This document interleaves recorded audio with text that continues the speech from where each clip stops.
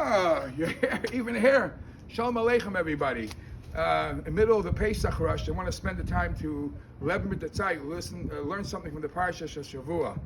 So in the Parsha Shavua this week is Parsha Vayikra. Vayikra is all about Karbanos. Nebuch, we don't live in the time when we have the Beis HaMikdash, so the actual physical carbon we don't bring. But when the Shalom B'Purim V'Seinu, the general message of the carbon Meloshin Kiruv, to get yourself closer to Hashem, as in the Maimorah Chassidus is explained, obviously applies. Let's discuss two things in this week's parsha that could teach us a lesson in Avodas Hashem.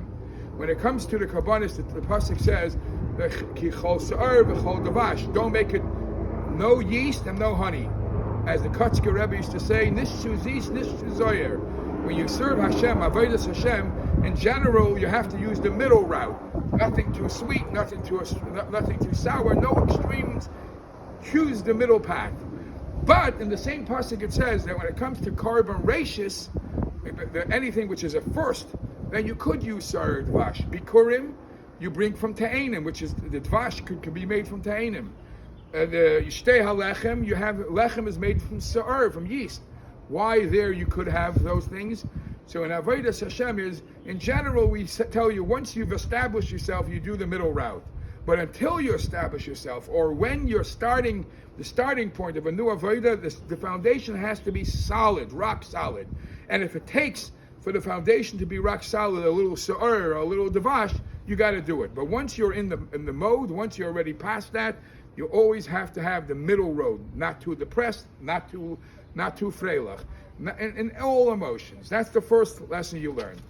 And then the second lesson you learn, that even though there's no sar and there's no dvash, yet melach, salt, al kol karbon chatakir melach. Why salt yet and the other things not? So I saw a beautiful interpretation.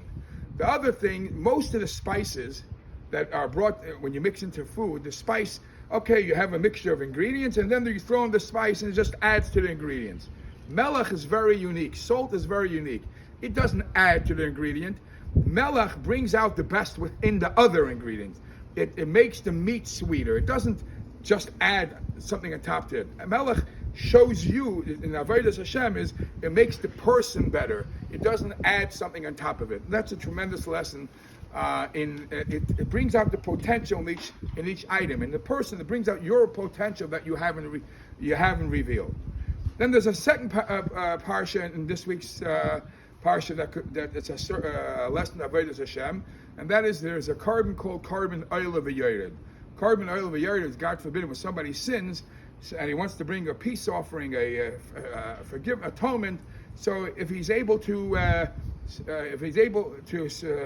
his means, his finances is enough, then he brings an animal.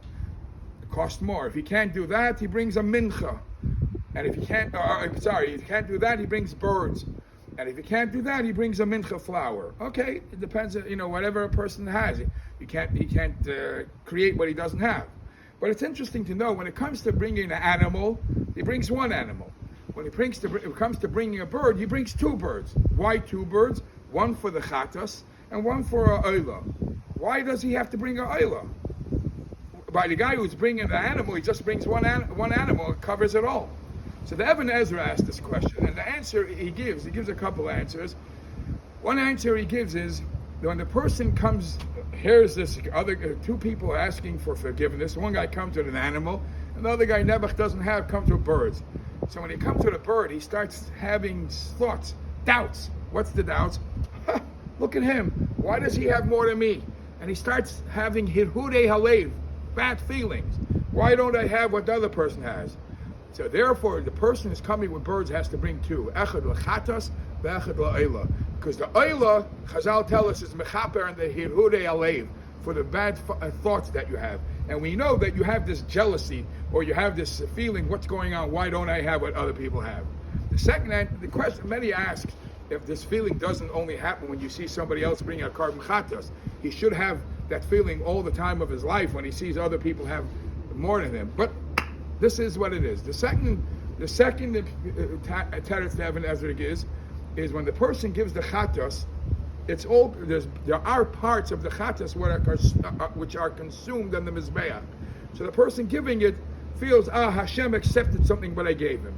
When it comes to the birds, if he gives the bird only a chatas bird, the only part of the bird that's brought on the mizbeach is the blood. So the guy doesn't feel good. He doesn't feel he's given something. So we say, besides for the chatas, bring a oila. The oila, the bird itself, is used as a sacrifice on the mizbeach. A person has to feel that he gives himself away. He himself is becoming closer, literally to Hashem, and by that he's accepted l'ratzon l'fnei Hashem.